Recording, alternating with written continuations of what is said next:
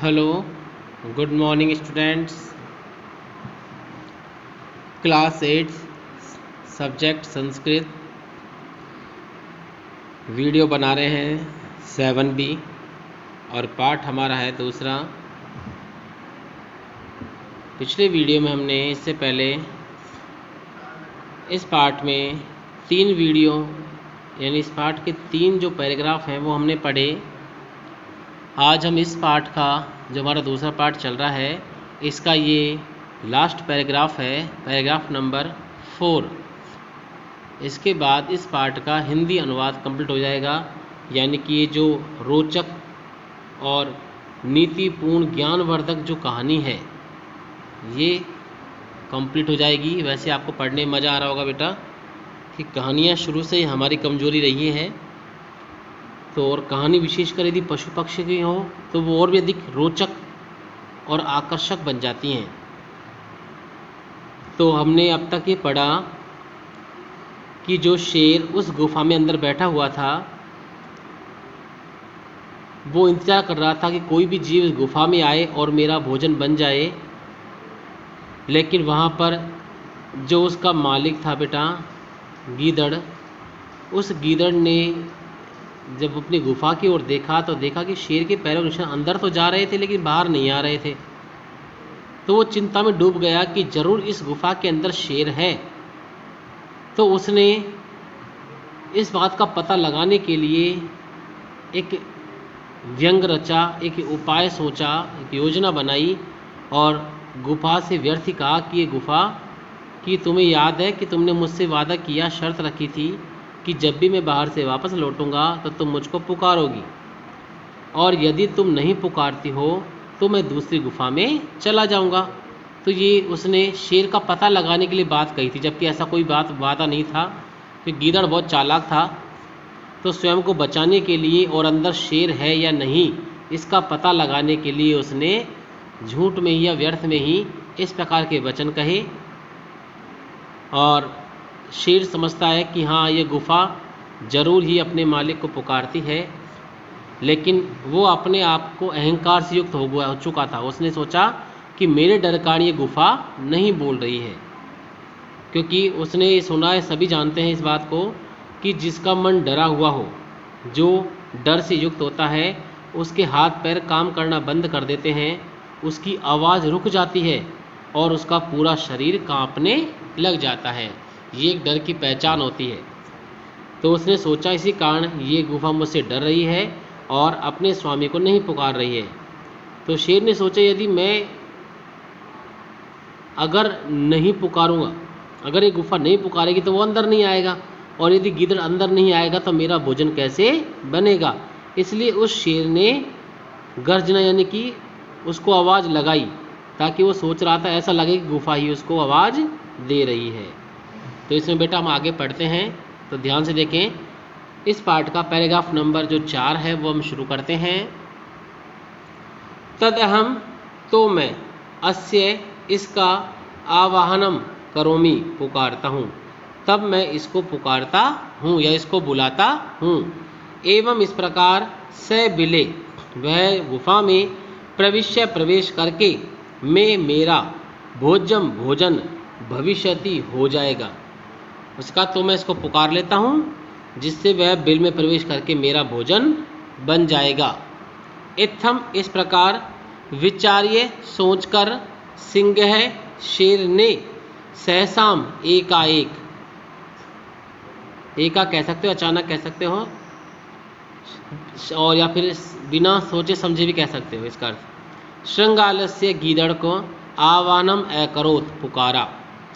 ऐसा सोचकर शेर ने एकाएक गीदड़ को पुकारा या गीदड़ का आह्वान किया।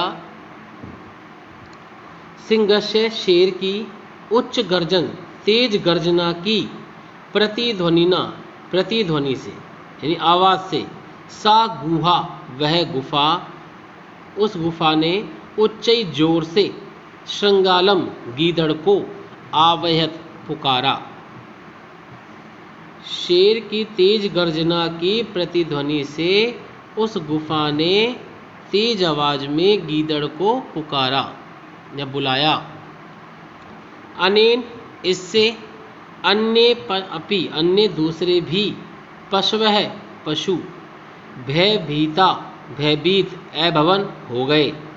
इससे दूसरे पशु भी डर गए, क्योंकि शेर की आवाज़ से पूरा जंगल के जानवर डरते हैं। तो जैसे शेर ने गर्जना की, तो उस गर्जना की आवाज़ जब पूरे जंगल में फैली, तो अन्य जो पशु जहाँ भी बैठे हुए थे, खा रहे थे, सो रहे थे, वो सभी एक एक डर गए। श्रृंगालय अपि गीदड़ भी ततः वहाँ से दूर पलायमानः भागता हुआ इमम यह अपठत पढ़ने लगा। गीदड़ भी वहाँ से दूर भागता हुआ यह पढ़ने लगा कि अनागतम यह कुरुते स शोभते। देखो बेटा, इस प्रकार ये जो पाठ में लास्ट श्लोक होता है, ये बहुत ही विशेष नीतिपूर्ण शिक्षापूर्ण जो ये वाक्य होता है, ये हमें हमेशा ध्यान रखना चाहिए, इसको जीवन में धारण करना चाहिए, क्योंकि ये हमें हमारे भावी जीवन यानी भविष्य की ओर इंगित करता है और हमें हमेशा खतरे से, संकट से सजग करता है, यानी बचाता है, कह सकते हैं इस प्रकार। तो देखो, सुनो इसको। यह जो अनागतम नहीं आए हुए, यह जो अनागतम नहीं आए हुए कुरुते खतरे को, जो नहीं आए हुए खतरे का उपाय कर लेता है, स शोभते वह कल्याणकारी होता है, अर्थात वह स्वयं को सुरक्षित कर लेता है। क्योंकि संकट आने से पहले ही यदि उसका उपाय कर लिया जाए, उसका उपाय सोच लिया जाए, तो वह संकट किसी को हानि नहीं पहुंचा सकता। लेकिन यो अनागतम न करोति स सोचते, लेकिन जो अनागतम नहीं आए हुए संकट के विषय में न करोति उपाय नहीं करता है, जो नहीं आए हुए संकट के विषय में उपाय नहीं करता है, उसका उपाय नहीं ढूंढता है, स वह हमेशा ही सोचते चिंतनीय रहता है, यानी कि चिंता में डूबा रहता है। वापस सुनो। जो नहीं आए हुए संकट के विषय में उसका निराकरण कर लेता है, उसका उपाय ढूंढ लेता है, तो वह हमेशा सुरक्षणीय या रक्षणीय होता है, यह स्वयं का भला कर चुका होता है।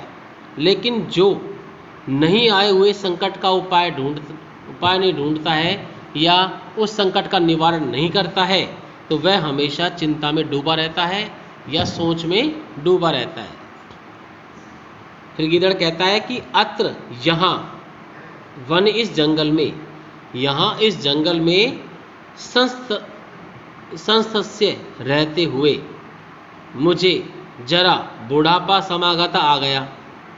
गीदड़ कह रहा है कि मुझे इस जंगल में रहते हुए बुढ़ापा आ गया, लेकिन कदापि कभी भी मैंने बिलस्य गुफा की वाणी आवाज़ नहीं श्रुता सुनी। उसने कहा कि मुझे इस जंगल में रहते बुढ़ापा आ गया, लेकिन कभी भी मैंने इस गुफा की आवाज़ नहीं सुनी। अर्थात यहाँ गीदड़ ने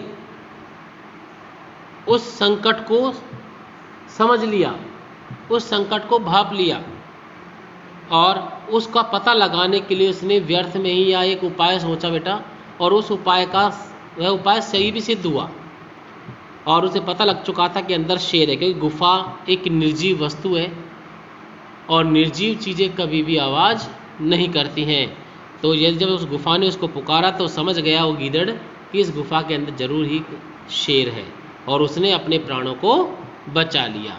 इसीलिए कहते हैं कि बुद्धि से किया गया कार्य हमेशा अच्छा होता है। बुद्धि बल से भी महान होती है। यदि यह बुद्धिमान है तो वह बुद्धि के द्वारा बड़े से बड़े ताकतवर व्यक्ति को भी आसानी से हरा सकता है। तो एक बार इसकी हिंदी में पूरे की बोल रहा हूँ, एक बार सुन लो बेटा श्लोक की,